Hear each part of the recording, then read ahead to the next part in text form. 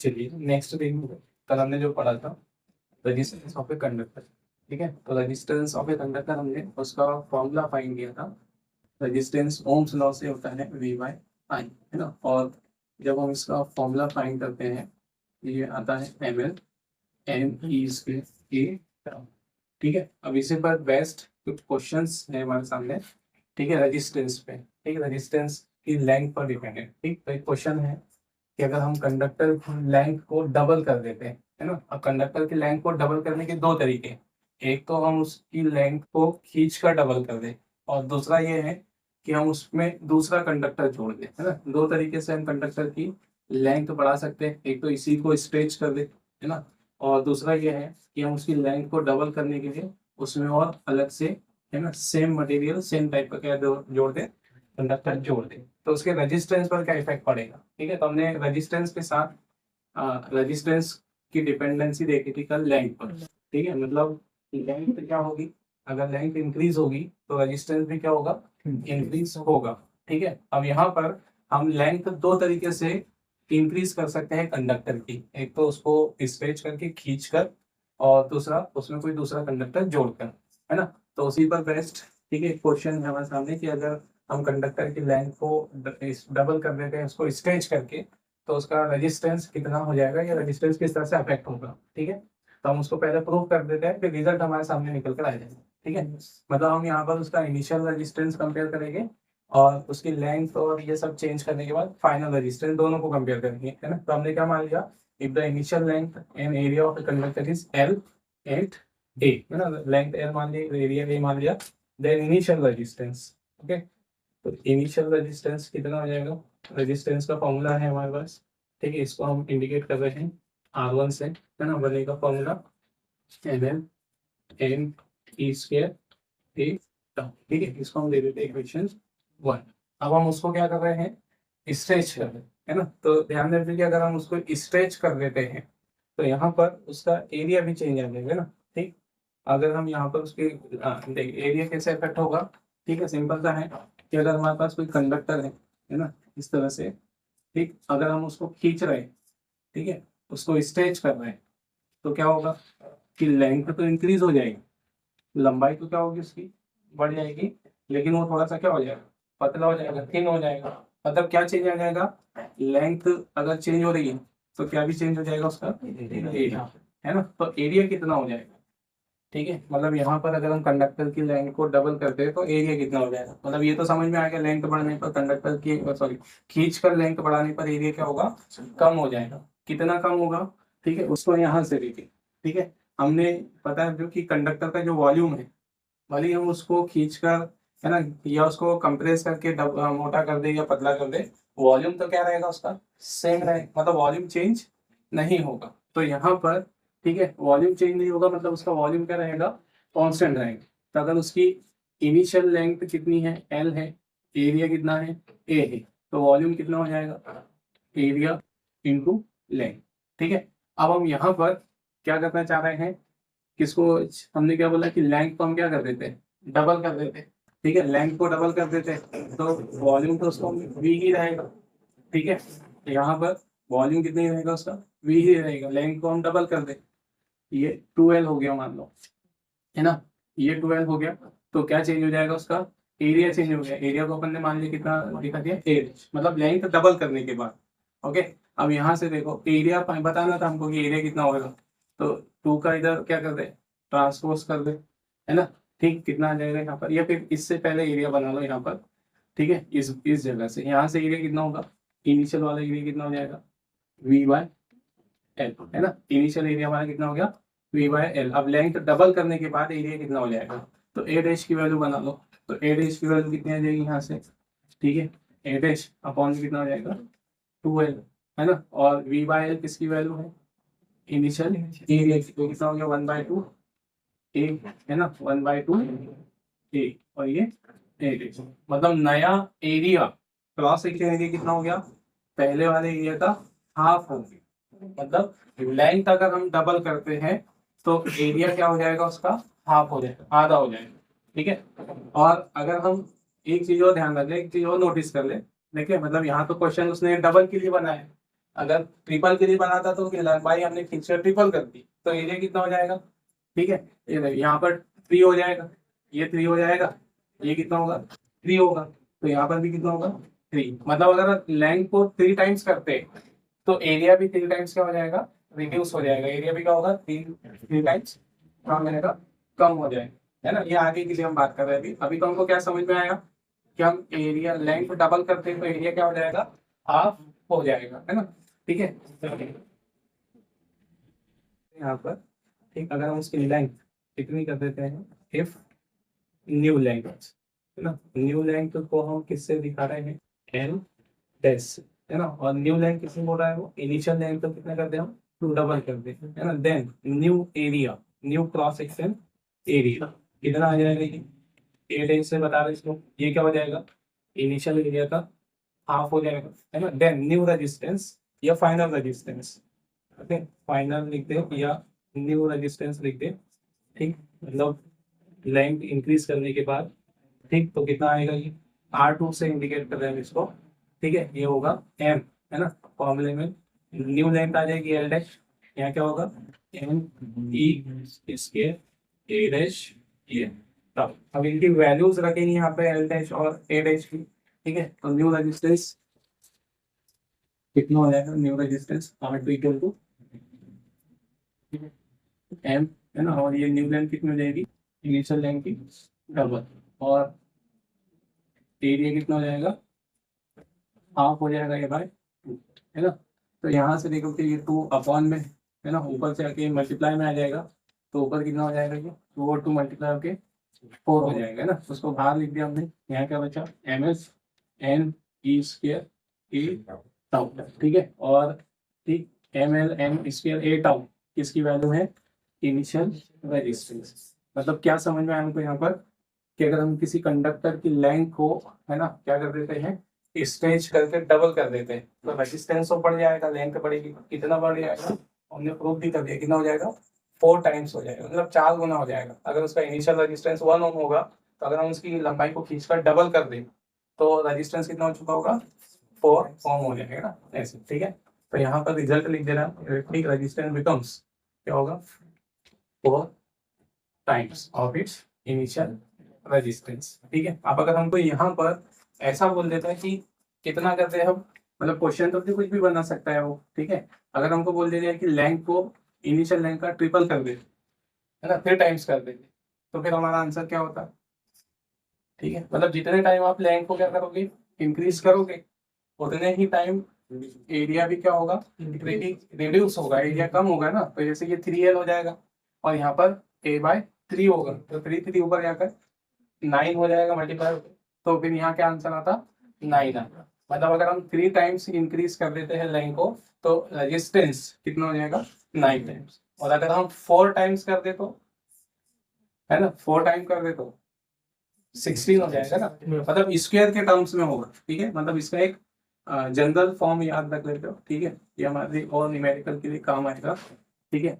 मतलब final resistance और initial resistance का रेशियो, ठीक है, फाइनल लेंथ और इनिशियल लेंथ के रेशियो के स्क्वायर टाइम्स होता है, ऐसे, ठीक है। मतलब इससे हम बहुत सारी, है ना, और न्यूमेरिकल बना सकते हैं। अभी तो सिंपल था, ये जो क्वेश्चन हमने लिखा है, ठीक है, ये 1 मार्क्स में देता है ना, 1 नंबर में देता है, ऑब्जेक्टिव टाइप बनाता है, ठीक है। वैसे इसको प्रूव करके मैं नहीं बोलता, तो हमको यहाँ पर इसका आंसर डायरेक्टली फिर याद होना चाहिए, है ना। जैसे ये आंसर जो है, क्वेश्चन न्यूमेरिकल जो है, ये काय में देगा, वो 1 नंबर में देता है, 1 नंबर के क्वेश्चन में देता है, तो फिर वहाँ इतना प्रूव करने की जरूरत नहीं। या तो हम सीख रहे थे इसलिए मैंने आपको प्रूव करके दिखाया, हमको जनरली उसका जनरल रूल मालूम होना चाहिए। जनरल रूल क्या है, लेंथ अगर क्या कर रहे हैं, जितने टाइम्स बढ़ा रहे हैं, तो रेजिस्टेंस उसके कितने टाइम्स बढ़ेगा, स्क्वायर टाइम्स, तो लेंथ के स्क्वायर टाइम्स हो जाएगा, है ना। लेंथ हमने बोला डबल, तो रेजिस्टेंस कितना, 4 टाइम्स, डबल मतलब 2 का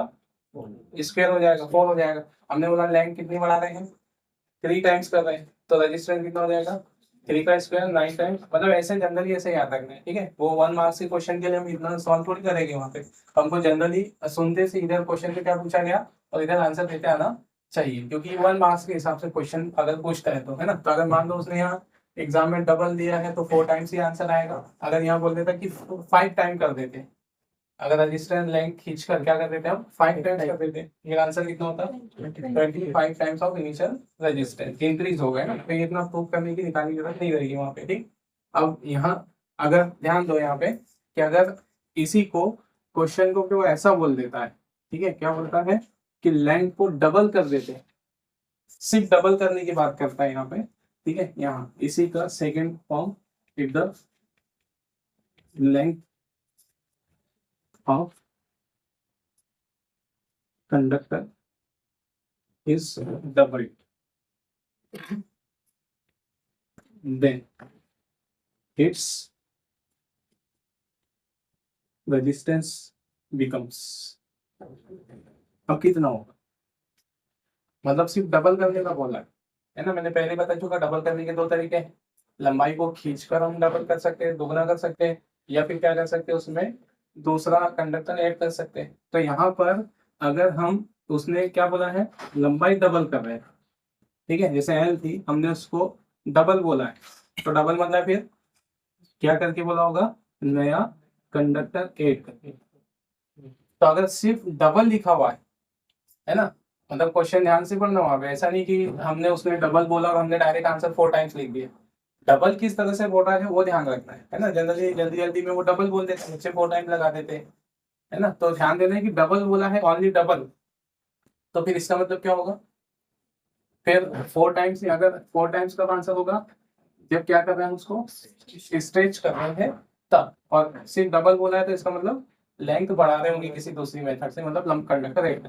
तो इस केस में एरिया वही रहेगा, है ना। अगर हम दूसरा कंडक्टर ऐड करें तो एरिया तो वही रहेगा, सिर्फ क्या चेंज हो जाएगी, लेंथ कितनी हो जाएगी, 12 हो जाएगी। तो यहाँ पर देखो इसी में समझ लेते हैं, ऊपर 12 आ जाएगा, नीचे ए ही रहेगा बस, तो यहाँ बाहर क्या आएगा, सिर्फ 2 ही आएगा। तो फिर आंसर क्या होगा इसका, इस केस में रेजिस्टेंस कितना हो जाएगा, 2 टाइम्स, है ना, बिकम्स, ठीक है, 2 टाइम्स या double, 2 times of initial resistance. ठीक है, तो ध्यान देना कि एग्जाम में वो किस तरह से पूछ रहा है ये क्वेश्चन, ये एक एक नंबर के क्वेश्चन है। ठीक है, कभी कभी दे देता है 2 नंबर में कि फाइंड कीजिए ऐसा, लेकिन जनरली 1 मार्क्स के क्वेश्चन देता है। ठीक है, लेकिन इसका एक अपोजिट भी आएगा, मतलब ठीक है, हमने यहाँ लेंथ बढ़ाने की बात की है इंक्रीज करके, अब है ना इसका अपोजिट भी होगा कि लेंथ अगर हम रिड्यूस कर रहे हैं, ठीक है, तब क्या इफेक्ट पड़ेगा। ओके, तो ये देखते हैं, हम इसको देखते हैं।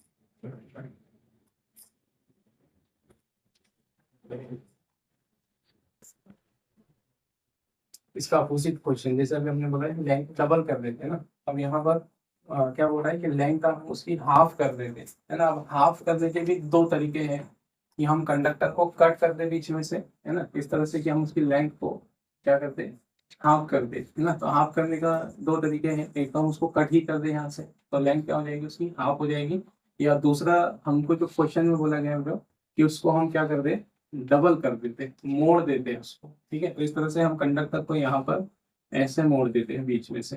ठीक है, तो यहाँ जब हम उसको मोड़ेंगे, है ना, तो क्या अफेक्ट पड़ेगा, लेंथ तो कितनी हो जाएगी, है ना, जैसे इनिशियल लेंथ ए थी, एरिया ए था, तो लेंथ कितनी हो गई, हाफ हो गई, है ना।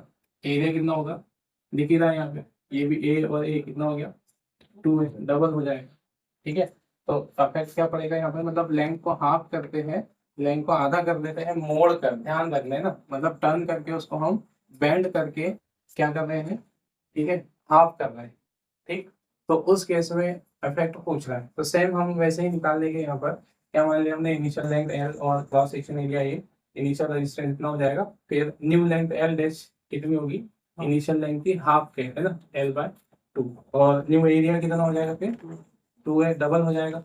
तो यहाँ पर न्यू रेजिस्टेंस, है ना, न्यू रेजिस्टेंस R2, ठीक है, ये कितना होगा, R2 इक्वल टू M, ठीक है, ये होगा L/2 अपॉन में एन ई स्क्वायर, और एरिया डबल हो जाएगा 2a, और ये टाउ। ठीक है, तो R2 कितना होगा, ये यहाँ से देख लीजिए, अपॉन में 2 है ना, ये इसके साथ आ जाएगा नीचे, तो यहाँ कितना हो जाएगा, 4 आ जाएगा ना, 4 हो जाएगा, 4 को आगे लिख देते हैं, तो ये हो जाएगा 1/4 M L N E square A tau, ठीक है। और ये क्या है हमारे पास, R2 equal to 1/4 of initial resistance, ठीक है। मतलब अगर हम लंबाई को क्या कर देते हैं, मोड़ कर हाफ कर देते हैं तो रेजिस्टेंस कम हो जाएगा, ठीक है। मतलब ये तो बात ध्यान में रखें कि लेंथ अगर बढ़ रही है, चाहे वो किसी भी मेथड से बढ़े, खींचकर बढ़ाई जाए या है ना डबल लेंथ जोड़कर बनाई जाए कंडक्टर, तो रेजिस्टेंस बढ़ना ही है। और अगर हम क्या कर रहे हैं, लेंथ को रिड्यूस कर रहे हैं, किसी भी रिड्यूस करें, या तो उसको मोड़ दे या तो उसको कट कर दे, तो रेजिस्टेंस क्या ही होना है, डिक्रीज ही होना है। कितने टाइम डिक्रीज होना है, बस उस पर ध्यान रखना है। तो ठीक है, कितने टाइम डिक्रीज हो जाएगा, R2 मतलब इनिशियल रेजिस्टेंस का 1/4 टाइम्स हो जाएगा, ठीक है, इस तरह से। तो यहाँ पर इसका अफेक्ट भी लिख देते हैं, the length of a conductor is half by, लिख देते हैं यहाँ पे ना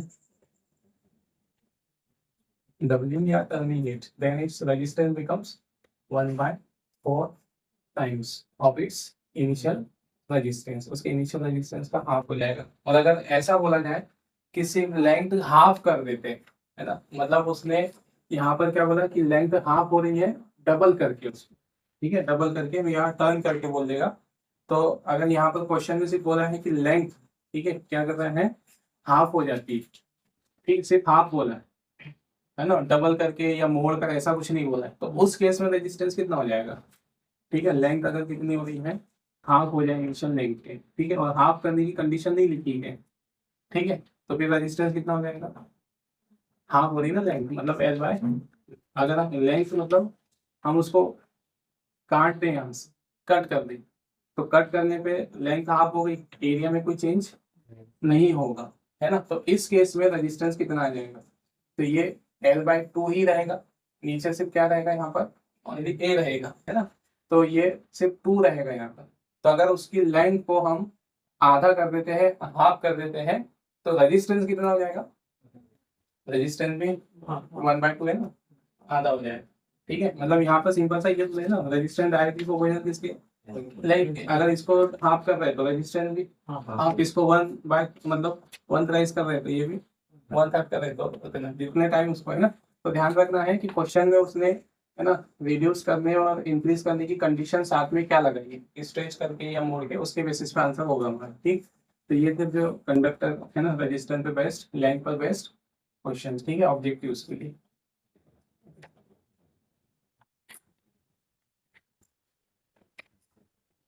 नेक्स्ट टॉपिक पे हमारा इलेक्ट्रिक कंडक्टेंस ना, electric conductance just opposite property है किसकी, इलेक्ट्रिक इलेक्ट्रिक रेजिस्टेंस। मतलब इलेक्ट्रिक रेजिस्टेंस क्या है, रेजिस्टेंस क्या है, ठीक है, क्या बताता है हमको कि वो कंडक्टर करंट के फ्लो में कितना रेजिस्टेंस प्रोड्यूस करेगा, है ना, कितनी रुकावट प्रोड्यूस करेगा, कितनी बाधा उत्पन्न करेगा, ठीक है, वो रेजिस्टेंस से पता चलता है। अब कंडक्टर करंट के फ्लो में कितना सपोर्ट करेगा, है ना, करंट को कितना सपोर्ट करेगा, वो किससे पता चलता है, इलेक्ट्रिक कंडक्टेंस से। मतलब electric conductance just opposite property है किसकी, इलेक्ट्रिक रेजिस्टेंस की, ठीक है। तो इसकी डेफिनेशन भी बिल्कुल उस वैसे ही बनाई है ना। तो इलेक्ट्रिक कंडक्टेंस क्या हो जाएगा, किसका अपोजिट होगा, किसका रेसिप्रोकल होगा, रेजिस्टेंस, है ना। तो डेफिनेशन भी हम इसी के बेसिस पे बना देंगे उसकी, ठीक है। इसमें कोई खास अलग से समझने वाली चीजें नहीं है, बस थोड़ी सी है ना यही है। तो क्या हो जाएगा, लिखेंगे उसको रेसिप्रोकल, ठीक है, reciprocal of electric resistance is called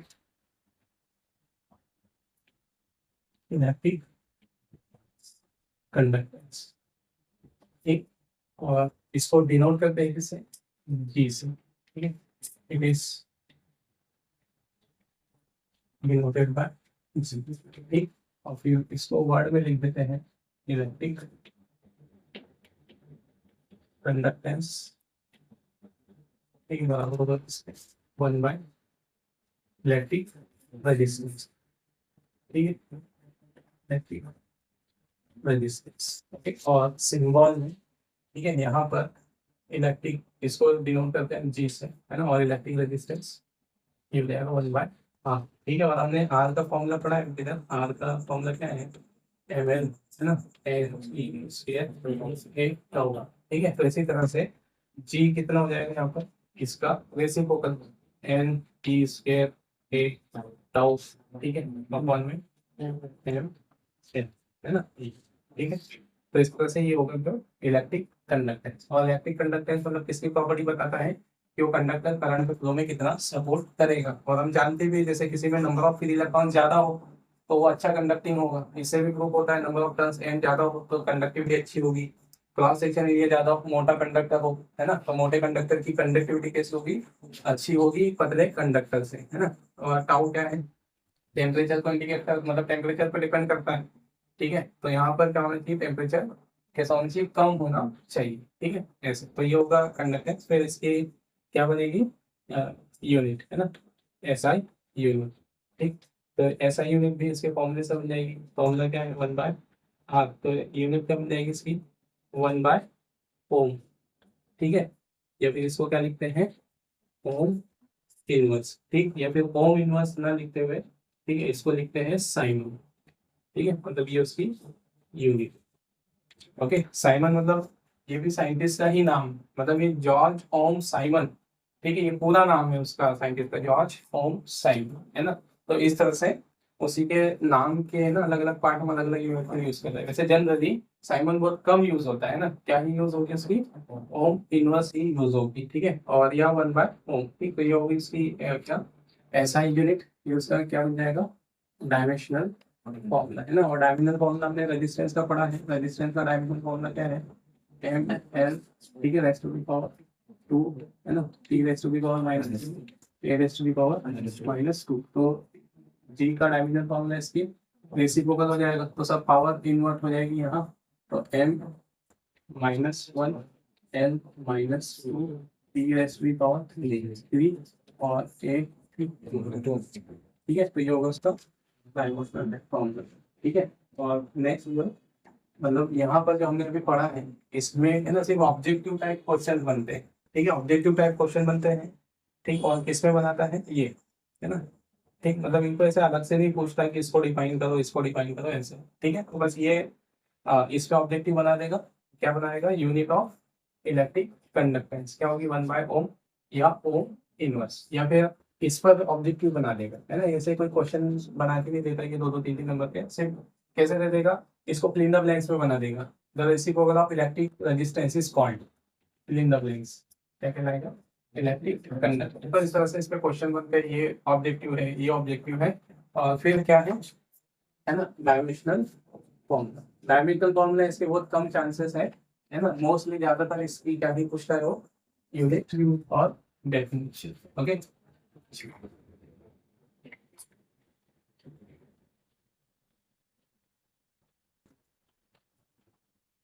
next topic है हमारा स्पेसिफिक रेजिस्टेंस, या उसी को हम जनरली रेजिस्टिविटी ज्यादा बोल के चलते हैं, है ना। तब रेजिस्टिविटी ऑफ ए कंडक्टर क्या होती है, उसको हम, है ना, डेफिनेशन हम देखते हैं, पहले हम उसका फॉर्मूला फाइंड करेंगे, ठीक है। और फिर ठीक है, चलो उसका फॉर्मूला देखते हैं। तो क्या मान लिया हमने, हमारे पास कोई कंडक्टर है ना, उसकी इनिशियल लेंथ एल और एरिया ए है, ठीक। तब उसका रेजिस्टेंस कितना होगा, ठीक है, रेजिस्टेंस, ठीक, डायरेक्टली प्रोपोर्शनल होगा किसके, मतलब पूरा फॉर्मूला नहीं लिख रहे हो, रेजिस्टेंस डायरेक्टली प्रोपोर्शनल होता है लेंथ के, और इनवर्सली प्रोपोर्शनल होता है एरिया, है ना। तो यहाँ से हम प्रोपोर्शनल का साइन हटा रहे हैं, कांस्टेंट लगेगा, कांस्टेंट को हम ये रो से इंडिकेट करें, तो ये हो जाएगा रो एल अपॉन ए से, ठीक है। जहाँ पर ये जो रो है ना, इसको हमने कांस्टेंट बोला है, और यही कांस्टेंट क्या कहलाता है, स्पेसिफिक रेजिस्टेंस, है ना। ये ऐसी कांस्टेंट को हम क्या बोलते हैं, रेजिस्टिविटी, ठीक है। तो रेजिस्टिविटी, ठीक, इसका फॉर्मूला क्या बनेगा, यहाँ से रो का फॉर्मूला, है ना, आर ए, ठीक है, यहाँ से आर ए अपॉन में एन, ठीक, मतलब ये रेजिस्टिविटी फाइंड करने का फॉर्मूला, ओके। और नेक्स्ट, अब हमने रेजिस्टेंस निकाला है, रेजिस्टेंस की वैल्यू क्या है, रेजिस्टेंस की वैल्यू अगर हम रखते हैं, क्या है रेजिस्टेंस का formula, M L N E square A tau, है ना। और यहाँ पर इंटू में ए एल, ठीक है। तो यहाँ से ये एल और एल कैंसर, ए और ए कैंसर, तो रो किसके बराबर बचेगा, एम, है ना, यहाँ पर एम बचेगा only N E square top. ठीक है, हम यहाँ बोलो, ठीक है, ध्यान देना इस फॉर्मूले में, ठीक है, रजिस इसमें एम और ई तो क्या है, कांस्टेंट है, मतलब रजिस्टिविटी किस पर डिपेंड कर रही है, N number of electrons per unit volume, और टाउ मतलब ये टेम्परेचर पर डिपेंड कर रही है ना, टाउ मतलब रिलैक्सेशन टाइम होता है, लेकिन ये रिलैक्स किससे करते हैं हम इसको, टेम्परेचर से, तो टेम्परेचर और नंबर ऑफ इलेक्ट्रॉन पर डिपेंड कर रहे हैं। अब टेम्परेचर तो किसी भी मटेरियल का बढ़ाया जा सकता है ना, सीधे हम देखें कि रजिस्टिविटी सिर्फ किस पर डिपेंड कर रही है, किस पर डिपेंड कर रही है, नंबर ऑफ टर्न्स। तो सबसे पहले तो ये समझे कि रजिस्टिविटी या स्पेसिफिक रेजिस्टेंस किसकी प्रॉपर्टी है, कंडक्टर की मटेरियल किसकी प्रॉपर्टी है। देखो एक मटेरियल समझने में पूछना क्या चाह रहा हूँ, जैसे हमारे पास एक मटेरियल है ना, मटेरियल मतलब हमने कॉपर, ठीक है, एक मेटल है हमारे पास, ठीक है, इस कॉपर मटेरियल से हम किसी भी तरह के क्या बना सकते हैं, कंडक्टर बना सकते हैं। जैसे हमने एक कंडक्टर ये बनाया, इसी से हमने एक बड़ा कंडक्टर बनाया है ना, और इसी से हमने एक मोटा और ऐसे कंडक्टर बनाया, ठीक है। तो हम एक ही मटेरियल के क्या बना सकते हैं, अलग अलग टाइप के कंडक्टर्स बना सकते हैं, ठीक है। तो मटेरियल और कंडक्टर में हमको डिफरेंस समझना है कि एक ही मटेरियल के बहुत सारे क्या हो सकते हैं, कंडक्टर्स हो सकते हैं। तो मैं ये पूछना चाह रहा हूँ कि जो रजिस्टिविटी है वो इन कंडक्टर्स की प्रॉपर्टी है कि जिन मटेरियल से ये बना है उसकी प्रॉपर्टी, मटेरियल की प्रॉपर्टी है ना, क्योंकि अगर रजिस्टिविटी के फॉर्मूले में ए आता, एल आता है ना, तो हम बोल सकते हैं कि वो ए और एल पे डिपेंड कर रहा है, तो ए और एल मतलब कंडक्टर पे डिपेंड कर रहा है ना। तो यहाँ इसके फॉर्मूले में एरिया और लेंथ नहीं आ रहा है, सिर्फ क्या आ रहा है, नंबर ऑफ फ्री इलेक्ट्रॉन्स, और नंबर ऑफ फ्री इलेक्ट्रॉन पर यूनिट वॉल्यूम वो मटेरियल की प्रॉपर्टी है। तो हमको सबसे पहली बात क्या समझ में आई कि स्पेसिफिक रेजिस्टेंस या स्पेसिफिक सॉरी रेजिस्टिविटी किसकी प्रॉपर्टी है, मटेरियल की प्रॉपर्टी, ठीक है। ये एक ऑब्जेक्टिव भी है, ऑब्जेक्टिव पूछता है वो the specific resistivity is depends on, चार ऑप्शन दे देगा, length of conductor, area of conductor, ठीक है, और मेटल ऑफ कंडक्टर। तो किस पर डिपेंड करेगा, मेटल ऑफ कंडक्टर पे, ठीक है, ऐसे, ठीक। तो ये तो होगी, अब उसकी हमको डेफिनेशन देना है, ठीक है, डिफाइन करना है। तो हम यहाँ से पहले इक्वेशन से इसको डिफाइन कर रहे हैं, ठीक है, बाय इक्वेशन 1, ठीक, मतलब ये उसका मेन फॉर्मूला है, ओके, रजिस्टिविटी का ये निकालने का फॉर्मूला है, फाइंड करने के बाद ये आएगा, ठीक। तो रो कितना आ जाएगा, ठीक है, इससे आर ए अपॉन एल, ठीक है। अब हम एक कंडक्टर मान रहे हैं, if the length of conductor है ना, यूनिट, ठीक है, लेंथ ऑफ कंडक्टर हमने कितनी मान ली, यूनिट, एरिया ऑफ कंडक्टर हमने कितना मान लिया, यूनिट मान लिया, ठीक है। यूनिट से मतलब क्या रहेगा हमारा, ठीक है, डिपेंड करेगा कि हम कौन से सिस्टम में बात कर रहे हैं। ऐसा सिस्टम में यूनिट का मतलब क्या रहेगा, यूनिट लेंथ का मतलब रहेगा 1 मीटर है ना, एरिया का मतलब 1 मीटर, इसके सीधे सिस्टम में यूनिट का मतलब क्या रहेगा, 1 सेंटीमीटर, इसका मतलब रहेगा 1 सेंटीमीटर स्क्वायर है ना। तो यहाँ पर इस लाइन से भी यूनिट लिख के चल रहे हैं, ठीक, मतलब न्यूमेरिकल में 1 है। तो फिर वो किसके बराबर बचेगा, है ना, तो वो किसके बराबर बचेगा, ठीक है, एल और ए 1 1 हो गया, तो ये किसके बराबर बचेगा, आर के बराबर बचेगा, ठीक है। तो क्या समझ में आया, और डेफिनेशन क्या बनेगी, ठीक है, डेफिनेशन पे तो हम आ जाएंगे, है ना। हमको पहचान देखो पहले जनरली, हमको अगर किसी कंडक्टर का सॉरी किसी मटेरियल का क्या निकालनी है, स्पेसिफिक रेजिस्टेंस निकालना है ना, जैसे कॉपर का या किसी भी मटेरियल का, तो हम उस मटेरियल का क्या बनाएंगे, कंडक्टर बनाएंगे, उस मटेरियल का हम कंडक्टर बनाएंगे जिसकी लेंथ कितनी होगी, यूनिट लेंथ रखेंगे, है ना, और एरिया भी कितना रखेंगे, यूनिट एरिया रखेंगे। यूनिट लेंथ और यूनिट एरिया से मतलब 1 सेंटीमीटर या 1 सेंटीमीटर स्क्वायर या 1 मीटर या 1 मीटर स्क्वायर। तो जिस मटेरियल का हमको क्या निकालना है, स्पेसिफिक कंडक्टेंस, स्पेसिफिक रेजिस्टेंस निकालना है या रेजिस्टिविटी निकालनी है, तो हम उस मटेरियल का देखो है ना, डेफिनेशन थोड़ी सी लिखने में कंफ्यूजन वाली रहेगी, लेकिन अगर समझ गए तो आप खुद ही इसको वर्ड में बना लो। तो क्या बोला हमने कि हमारे पास जैसे मान लो ये क्या है, एक मटेरियल है, कॉपर है कुछ है, इसका हमको क्या निकालना है, स्पेसिफिक रेजिस्टेंस। तो हम क्या करेंगे, है ना, लैब में क्या करेंगे, इस मटेरियल का, है ना, कॉपर का है जो भी हो, इसका हम क्या करेंगे, एक कंडक्टर बनाएंगे। कैसा कंडक्टर बनाएंगे, जिसकी लेंथ यूनिट होगी, है ना, जिसका एरिया भी कितना होगा, यूनिट एरिया होगा, और उसका क्या निकालेंगे, तो उसका जो रेजिस्टेंस आएगा वही रेजिस्टेंस का क्या कहलाएगा, स्पेसिफिक रेजिस्टेंस, है ना। तो मैं आपसे जनरली आपसे कोई अगर पूछे कि कॉपर का क्या मेथड पूछता है ना, कि हमको किसी मटेरियल या कॉपर या एल्यूमिनियम का क्या निकालना है, स्पेसिफिक रेजिस्टेंस निकालना है, तो आप क्या करोगे, हम क्या करेंगे, एल्यूमिनियम क्या उस मटेरियल का क्या लेंगे, एक वायर ले लेंगे जिसकी लंबाई कितनी होगी, या तो आप सेंटीमीटर में माप लोगे या मीटर में, तो यूनिट लेंथ और यूनिट एरिया वाला क्या बना लोगे उसका कंडक्टर, तो उसका क्या माप लोगे, रेजिस्टेंस। तो वही रेजिस्टेंस का क्या होगा, स्पेसिफिक रेजिस्टेंस। तो डेफिनेशन क्या बनेगी, क्या बनेगी डेफिनेशन, स्पेसिफिक रेजिस्टेंस या रेजिस्टिविटी ऑफ ए कंडक्टर या material, of a material, material की प्रॉपर्टी है ना, तो क्या होगी, स्पेसिफिक रेजिस्टेंस या रेजिस्टिविटी ऑफ ए मटेरियल किसके बराबर होगी, is equal to the resistance of a conductor of that material of unit length and of unit cross section area, है ना। फिर से बोल जाए, किसी मटेरियल का स्पेसिफिक रेजिस्टेंस उस मटेरियल के उस कंडक्टर, ठीक, जिसकी लेंथ यूनिट और जिसका एरिया यूनिट है, उसके किसके बराबर होगी, रेजिस्टेंस के बराबर होगी, है ना। तो क्या लिखेंगे हम डेफिनेशन, ठीक है, मतलब ये आपको बोलते आ जाने की क्या हो जाएगी, क्या लिखेंगे इधर, स्पेसिफिक रेजिस्टेंस या रेजिस्टिविटी, दोनों में से कोई भी वर्ड यूज कर सकते हैं, resistance of A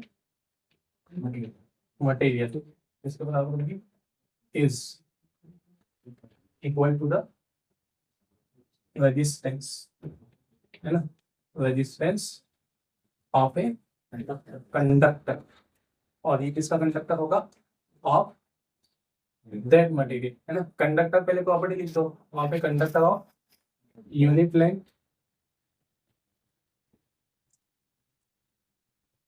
and of unit, है ना, क्रॉस सेक्शन एरिया या एरिया, और ये किसका कंडक्टर होगा, ऑफ दैट मटेरियल, ओके। तो ये होगी इसकी डेफिनेशन, क्या होगी definition, the specific resistance of a material is equal to the resistance of conductor of that material of unit length and of unit cross section area, ठीक है। और इसको किससे डिनोट करते हैं हम, है ना, it is denoted by, denoted by rho, ठीक है, ये क्या पढ़ते हैं इसको, ठीक। और नेक्स्ट, अब देखो यहाँ पर जो हम इसको एक और लैंग्वेज में डिफाइन कर सकते हैं, अगर हम एक कंडक्टर बनाते हैं, है ना, कैसा कंडक्टर बना रहे हैं हम, जिसका यूनिट एरिया, यूनिट एरिया मतलब कि, ठीक है, जिसकी लेंथ भी मान लो सेंटीमीटर में बता रहे हैं, 1 सेंटीमीटर, 1 सेंटीमीटर, ये यूनिट नहीं बताते, लेंथ भी 1, है ना,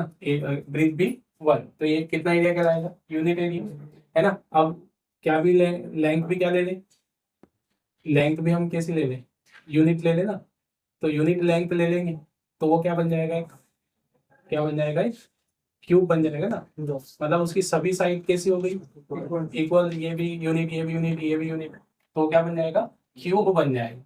तो हमने यहाँ पर ऐसा भी बोल सकते हैं, ठीक है, कि किसी specific resistance of a material किसके बराबर होगा, is equal to the resistance of A. अब यहाँ हमने पहले कंडक्टर बोला था, अब हम उसका यहाँ क्या ले रहे हैं, क्यूब ले रहे हैं, तो resistance of A cube of that, और क्यूब की प्रॉपर्टी क्या है, लेंथ क्या है, उसकी साइड क्या है, यूनिट, है ना, साइड, है ना, क्यूब ऑफ यूनिट साइड, ठीक, ऑफ दैट मटेरियल, ठीक। और किनके बीच का रेजिस्टेंस देखना है, क्यूब की अपोजिट फेसेस के बीच का। तो इसको हम अदर लैंग्वेज में ये भी लिख सकते हैं, एग्जाम में हमको जो लैंग्वेज इजी लगती है तो डेफिनेशन में वैसे हम यूज कर सकते हैं। तो क्या आ जाएगी इसके बेसिस पे, the specific resistance of a material is equal to the resistance of, अब आगे क्या, ठीक है, उस मटेरियल का क्या बनाना है, क्यूब बनाना है ना, और क्यूब का रेजिस्टेंस किसके बीच में देखना है, अपोजिट फेस के बीच, है ना। तो resistance between the opposite faces of A cube of unit length, है ना, ये यूनिट साइड भी लिख सकते हो ऑफ दैट मटेरियल। ओके, तो एग्जाम में तो आपको जो लैंग्वेज आसान लग रही हो, ये है ना, एग्जाम में ये लैंग्वेज है, ये लैंग्वेज इजी लगती है, हम दोनों में से किसी को भी यूज कर सकते हैं ना। एग्जाम में इसका 2 नंबर का क्वेश्चन बनाता है, क्या तो क्या बनाएगा, डेफिनेशन, डेफिनेशन लिखना है, और ठीक है डायरेक्ट फॉर्मूला, है ना, और उसकी क्या एसआई यूनिट। ठीक है, तो अभी हम उसकी क्या बनाएंगे, एसआई यूनिट। ठीक है, तो यहाँ पर एसआई यूनिट क्या हो जाएगी, फॉर्मूले से रो क्या है, आर ए अपॉन एल। ठीक है, ये उसका फॉर्मूला है ना। तो आर यूनिट क्या बनेगी, आर की यूनिट, आर मतलब रेजिस्टेंस ओम, और एरिया क्या है, एरिया की यूनिट मीटर स्क्वायर, है ना, और लेंथ यूनिट मीटर। तो ये कैंसिल होने के बाद उसकी यूनिट क्या बचेगी, ओम इंटू मीटर ना, पूरे में। ठीक, तो ये हमारे पास उसका क्या है, एसआई यूनिट। ठीक है, और एसआई यूनिट भी, उसकी एसआई यूनिट तो एग्जाम में पूछता है, ऑब्जेक्टिव में देता है। ठीक है, डायरेक्ट। ठीक, और नेक्स्ट फिर क्या बना देंगे उसका डायमेंशनल फॉर्मूला। डायमेंशनल फॉर्मूला क्या बनेगा, हमने रेजिस्टेंस के और इसके डायमेंशनल फॉर्मूले निकाले हैं हम लोग। रेजिस्टेंस का डायमेंशनल फॉर्मूला क्या होता है, ठीक है, रेजिस्टेंस का dimensional formula M L square T raised to the power -3, है ना, A raised to the power -2। ठीक है, और यहाँ पर ये क्या है, एरिया है, एरिया का मतलब लेंथ का स्क्वायर। ठीक है, और अपॉन में लेंथ, ये एल आ जाए। ठीक है, ऐसे तो यहाँ से एल से एक और कैंसिल हो जाएगी, तो कितना बचेगा यहाँ यूनिट, एम एल, ये यहाँ बचेगा एक एल क्यूब, है ना, T raised to the power -3 A raised to the power -। ठीक है, तो ये होगा उसका डायमेंशनल फॉर्म। ठीक, फिर नेक्स्ट तो जैसे इसके कुछ एग्जांपल भी लिख देते हैं। ठीक है, जैसे प्रैक्टिकली तो साइंटिस्ट है ना, मैक्सिमम मटेरियल्स की क्या फाइंड कर चुके हैं।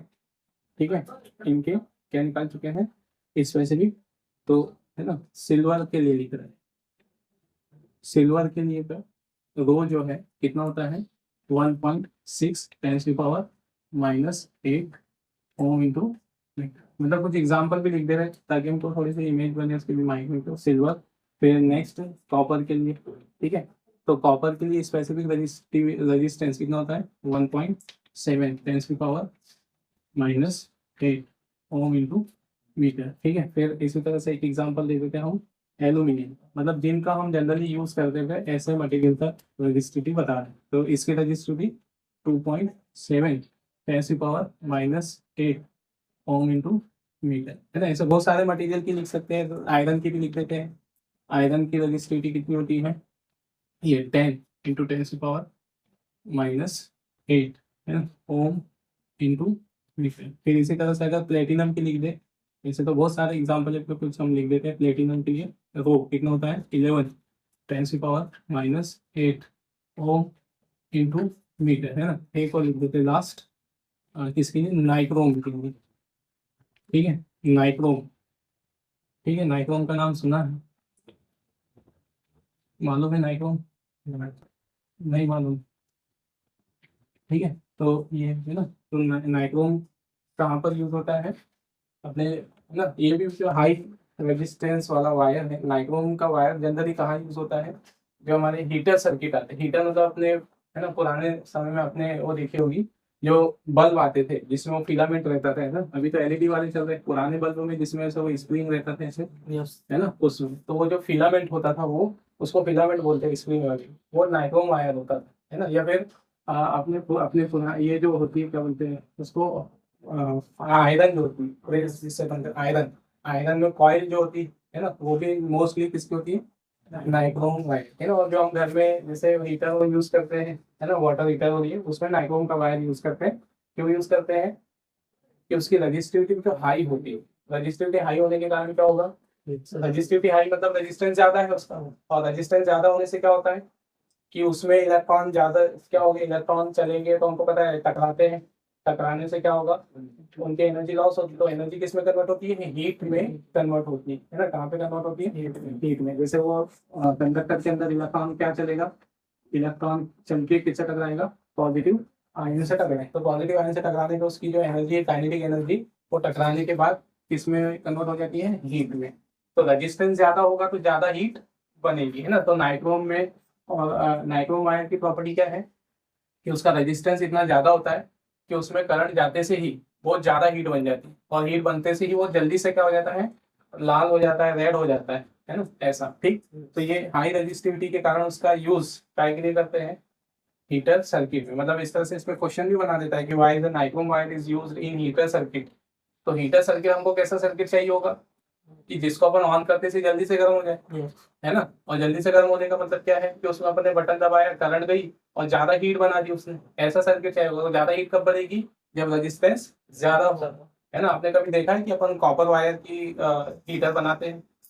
अगर जैसे मान लो ये अपना क्या है, ये पुराने जो अपन ने अभी बल्ब बताया, है ना, इस बल्ब की प्रॉपर्टी क्या होती थी, ऐसे अभी तो एलईडी यूज हो रहा है लेकिन आपने देखे भी हो गया, अभी भी कई जगह यूज होते हैं। तो अपन इसका बटन दबाते से ही वो ग्लो कर जाता है ना। उसमें लाइट कैसे बनता है, ग्लो करता है। तो क्या वो लाइट बनाता है, लाइट कैसे प्रोड्यूस होता है, पहले वो करंट उसमें जाती है, करंट जाने पर क्या होगा, आपने देखा होगा बल्ब गर्म हो जाता है ना। तो गर्म क्यों होता है वो, क्योंकि वो वायर गर्म हो चुका होता है, गर्म हो जाता है जल्दी से, और उसमें वो हीट बनाता है, और गर्म होने से जब रेड हॉट हो जाता है, रेड हॉट हो जाता है, लाल हो जाता है, तो उसकी वजह से लाइट बनता है। एक्चुअल में वो लाइट बनाने का काम नहीं करता, मेन उसका यूज लाइट बनाने का नहीं, लाइट प्रोड्यूस नहीं करता, मेन वो क्या करता है, हीट बनाता है। तो ये वाले जो बल्ब है आपने सुना होगा कि इस तरह के बल्ब में क्या होती है, पावर ज्यादा लगती है, ज्यादा, है ना, मतलब इलेक्ट्रिसिटी ज्यादा खर्च होती है, क्यों, है ना। मतलब इसमें तो अगर हम सेम वोल्ट वाला, जैसे 9 वोल्ट वाला हम ये वाला बल्ब ले, 9 वोल्ट वाला हम एलईडी वाला बल्ब ले, तो ज्यादा पावर किस में खर्च होगी, इस वाले, क्योंकि इसमें भी जो उतना लाइट प्रोड्यूस करने के लिए, है ना, उसमें से मैक्सिमम पार्ट वो एनर्जी का किस में कन्वर्ट कर देगा, हीट में। मतलब पूरा पूरा हमको उससे लाइट नहीं मिलेगा, और जो एलईडी है हमारा उसको मैक्सिमम पार्ट टाइम में कन्वर्ट करता है लाइट एनर्जी में, है ना। इसलिए ये थोड़े से पावर कंजम्पशन नहीं होता है इसमें, ठीक है। तो ये नाइक्रोम वायर का क्यों यूज होता है टाइम में, जैसे ही पूछ लेता है इस पर question, why the nichrome wire is used. ठीक है, नाइक्रोम वायर का यूज अपने ये हीटर सर्किट बनाने में क्यों होता है, तो क्या क्यों होता है, तो क्या बोलेंगे हम, क्योंकि उसकी रजिस्टिविटी हाई होती है इसलिए। ठीक है, और भी हम आगे एक्सप्लेनेशन देखेंगे उसकी।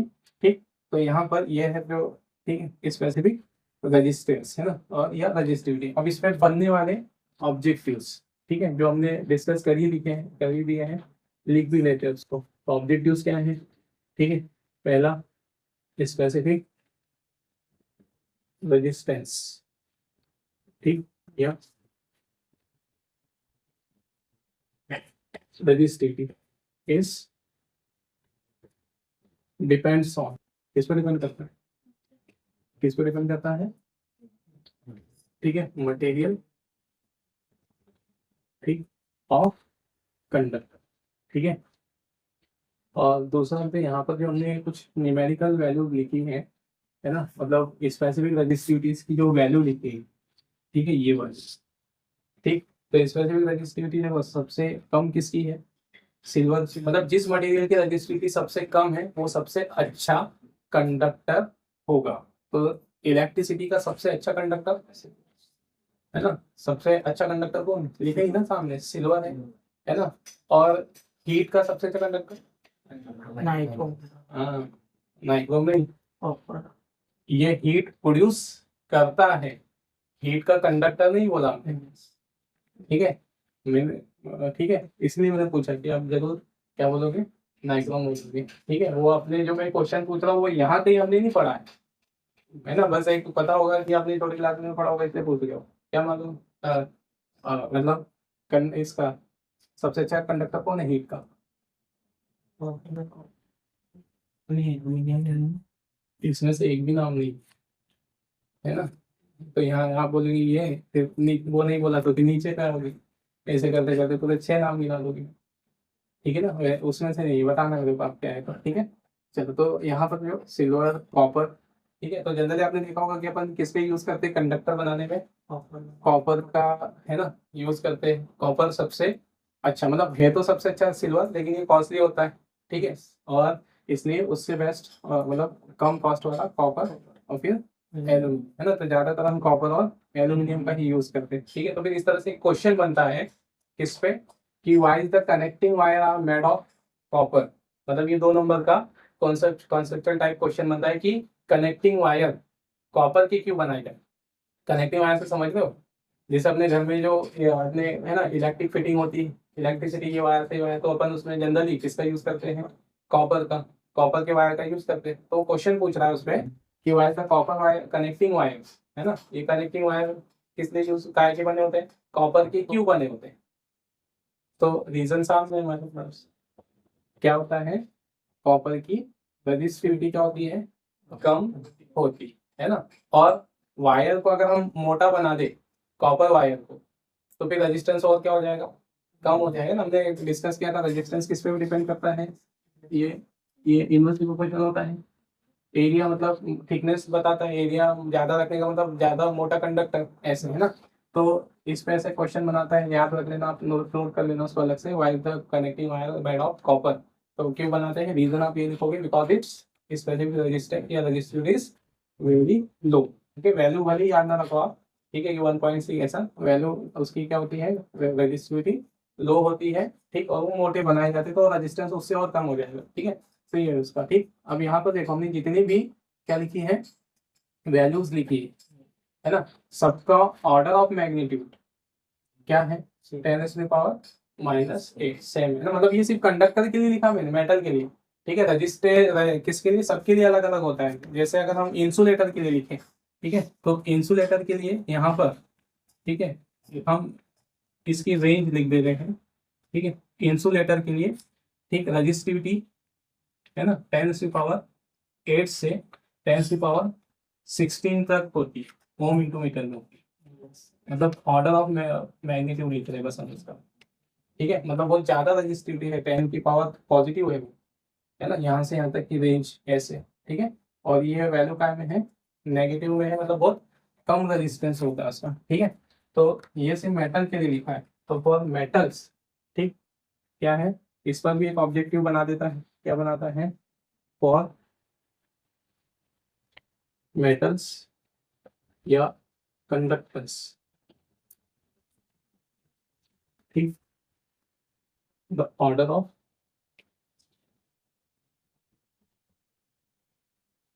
मैग्नीट्यूड ऑफ रेजिस्टिविटी इज, है ना, ऑर्डर ऑफ मैग्नीट्यूड दिखता है। तो ऑर्डर ऑफ मैग्नीट्यूड हम किसको बोलते हैं, ये जो 10 की पावर वाला टर्म होता है, ये वाला, इसको ऑर्डर ऑफ मैग्नीट्यूड बोलते हैं। और ऑर्डर ऑफ मैग्नीट्यूड इसके साथ बताई जाती है यूनिट के साथ। तो ऑर्डर ऑफ मैग्नीट्यूड कितना होगा, 10⁻⁻8 ओम इंटू मीटर। ठीक है, तो ये है स्पेसिफिक रेजिस्टेंस और उस पर बनने वाले ऑब्जेक्टिव्स। ठीक है, तो जो हमने पढ़ा है यहाँ पे, ठीक है, यहाँ पे जैसे हमने फॉर्मूला इस इतना को, ठीक है, अलग अलग ऐसे याद नहीं रखना, डायरेक्ट ही चीजें याद रखनी है। ठीक, ऑब्जेक्टिव याद रख लेना क्या कहते हैं, मतलब एक तो डेफिनेशन, फिर सीधा यहाँ अपन ने फॉर्मूला निकाल कर बताया है। ऐसा हमको ऐसे फॉर्मूला निकाल के बताना नहीं है, डायरेक्ट ये फॉर्मूला यूज होना है ना। मतलब देखो हमको रेजिस्टेंस का फॉर्मूला तो लग गया है, ठीक है, अब इसको ऐसे कोई अलग से रटने की जरूरत नहीं है ना। जैसे हम अलग रेजिस्टेंस का अलग याद रखेंगे, इसका अलग याद रखेंगे, ऐसा नहीं।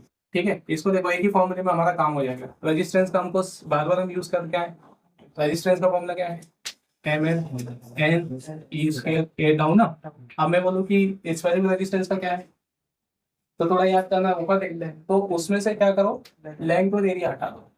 बस ऐसा याद रखो कि इस वाले रेजिस्टेंस बनाने के लिए उसमें से L और A हटा दो, तो वो किसका फॉर्मूला बन गया, तो इस तरह से आप फॉर्मूला याद रख सकते हो। और फॉर्मूला याद है तो फिर उसी से क्या निकाल सकते हो, डायरेक्ट फॉर्मूला। डायरेक्ट फॉर्मूला इसका बहुत कम पूछता है, ज्यादा क्या पूछता है इसकी, है ना, ओम इंटू मीटर याद रखें। और इस पे ऐसी कोई ये वैल्यूज नहीं पूछता है ना, कि इसकी रजिस्टिविटी कितनी हो रही है, क्या होती है। ये न्यूमेरिकल के लिए अगर देगा भी न्यूमेरिकल में, तो वैल्यू साइड में लिख के देता है ना, ऐसे। और वो दो ऑब्जेक्ट। ठीक, अब यहाँ पर, ठीक है, हमने जो रजिस्टिविटी, ठीक है, पढ़ ली। ठीक,